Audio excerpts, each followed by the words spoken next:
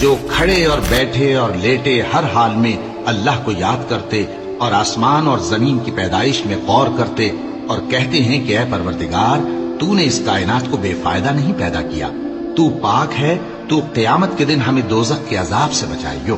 اے پروردگار جس کو تو نے دوزخ میں ڈالا اسے رسوا کیا اور ظالموں کا کوئی مددگار نہیں ہوگا۔ اے پروردگار ہم نے ایک پکارنے والے کو سنا کہ ایمان کے لیے پکار رہا تھا کہ اپنے پروردگار پر ایمان لاؤ، تو ہم ایمان لے آئے۔ سو اے پروردگار ہمارے گناہ معاف فرما اور ہماری برائیوں کو ہم سے دور کر دے اور ہم کو دنیا سے نیک بندوں کے ساتھ اٹھائیو۔ اے پروردگار تو نے جن جن چیزوں کے ہم سے اپنے پیغمبروں کے واسطے سے وعدے کیے ہیں وہ ہمیں عطا فرما اور قیامت کے دن ہمیں رسوا نہ کیجیو۔